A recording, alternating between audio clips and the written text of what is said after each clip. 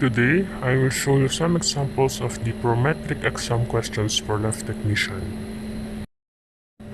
Which of the following urine results is affected by prolonged exposure of light? A. pH, B. Protein, C. Ketones, or D. Bilirubin?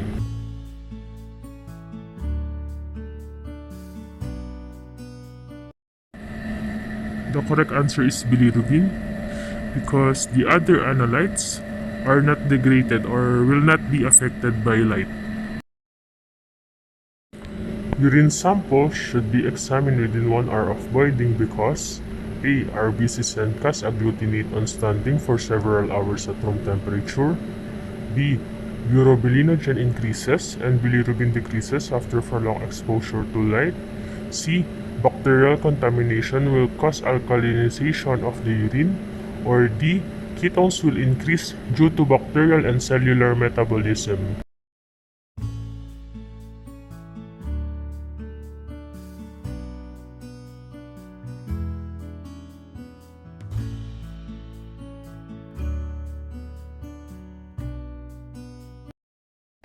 C is the correct answer because bacterial overgrowth does lead to an alkaline urine. A is incorrect because these cells don't agglutinate. B is partially correct but urobilinogen decreases in light.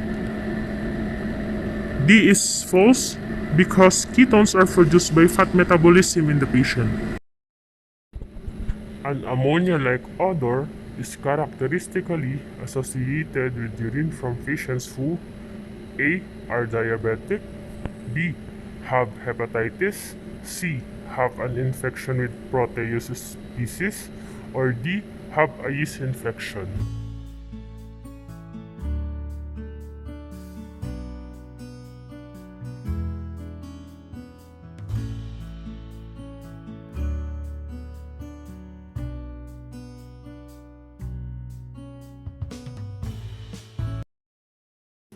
The correct answer is C.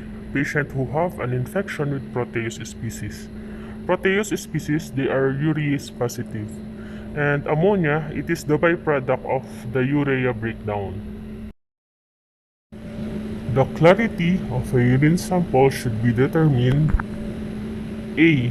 using glass tubes only, never plastic. B. following through mixing of the specimen. C. after addition of SSA. Or D. after the specimen cools to room temperature.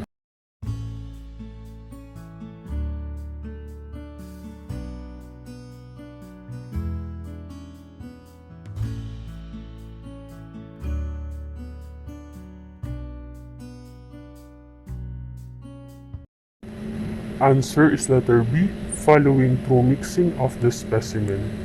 The clarity or the haziness is due to solids and cells in our solution, and this settles to the bottom of the tube. Therefore, the sample should be well mixed. The fluid leaving the glomerulus normally has a specific gravity of A. 1.001, B. 1.010, C. 1.020, or D. 1.030.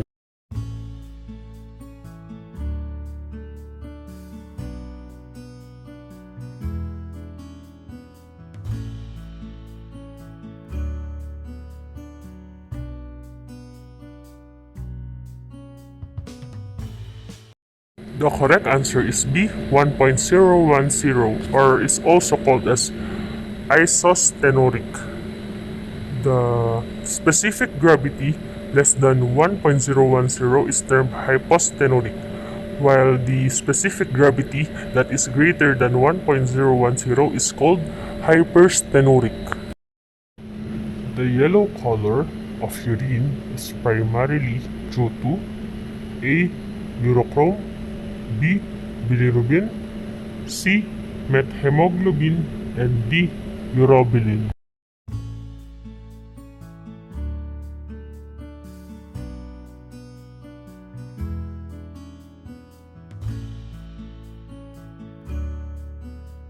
The correct answer is A. Urochrome. Urochrome is the pigment that brings yellow color to our urine. Which of the following can give a false negative urine protein reading? A. Contamination with vaginal discharge. B. Heavy mucus. C. Presence of blood. Or D. Very diluted urine.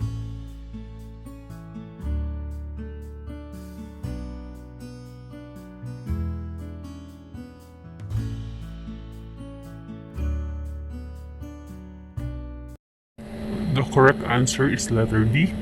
Very dilute urine.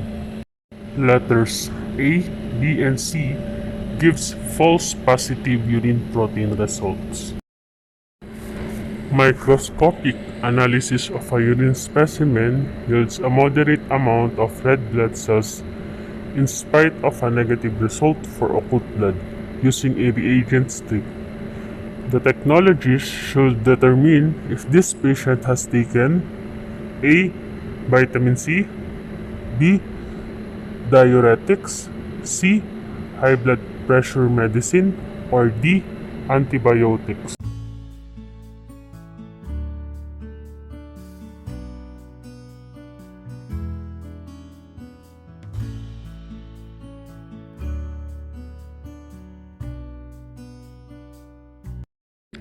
The correct answer is letter A. Vitamin C.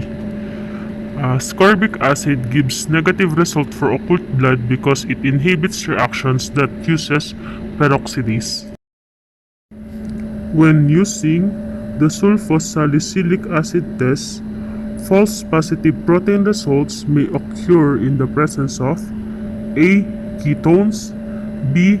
Alkali, C. Glucose, or D.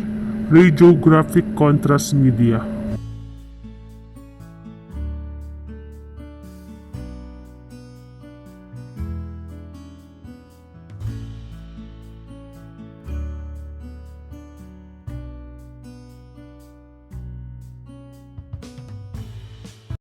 Correct answer is letter D. Radiographic contrast media.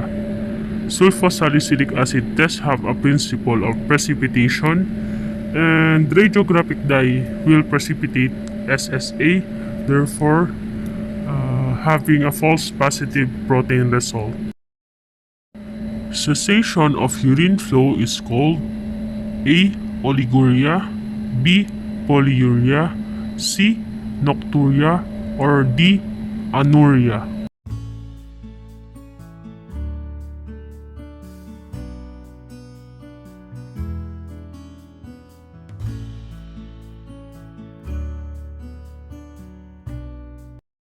Answer is letter D. Anuria. The prefix "an" meaning not or without. Anuria is the complete cessation of urine, usually seen in kidney damage or if the blood flow in our kidneys is decreased.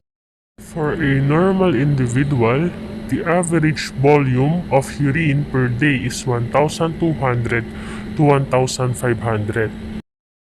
On the other hand, poly means many. So polyuria is the urine volume of more than 2,500 ml per day, usually seen in people who are suffering from diabetes insipidus, diabetes mellitus, people who are taking diuretics, who are consuming caffeine and alcohol. The prefix oligo meaning few. So oliguria is therefore the urine output of less than 500 ml per day. It is usually seen in people who are suffering from dehydration, vomiting, diarrhea, burns, and perspiration. Prefix nocti meaning night. So therefore nocturia is the increased urine volume at night.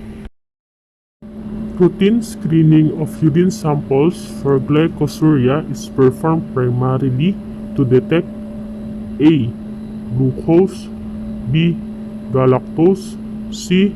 Bilirubin, or D. Ketones.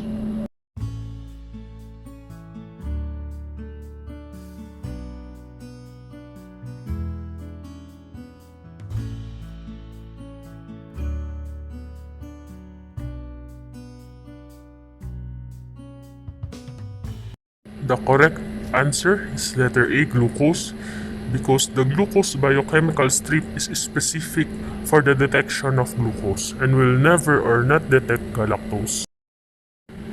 The protein section of urine reagent strip is most sensitive to A. Albumin, B. Mucoprotein, C. Bence-Jones protein, or D. Globulin.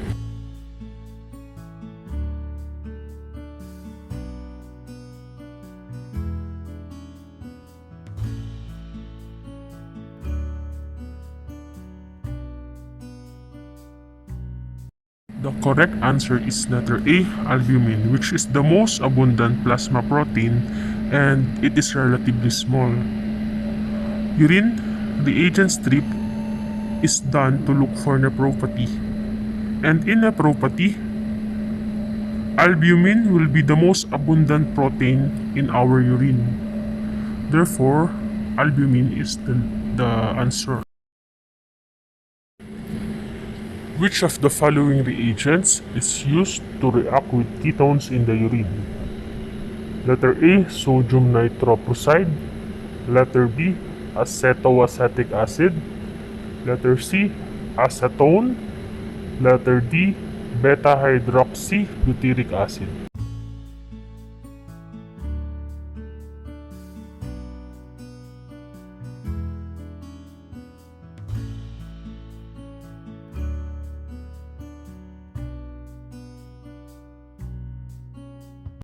The correct answer is letter A, sodium nitroprusside. Letter B, C, and D are the other forms of ketones. With these three forms of ketones, the sodium nitroprusside reagent will react to the acetoacetic acid for the ketones reagent strip for urine. The pH of a urine specimen measures the letter A, free sodium ions. Letter B, free hydrogen ions. Letter C, total acid excretion. Or letter D, volatile acids.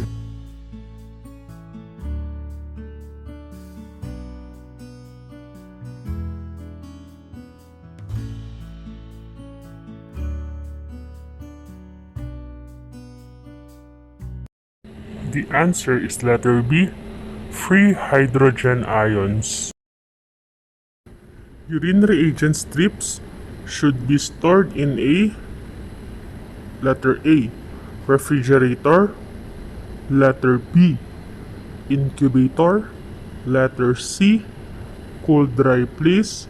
Or letter D, open jar exposed to air.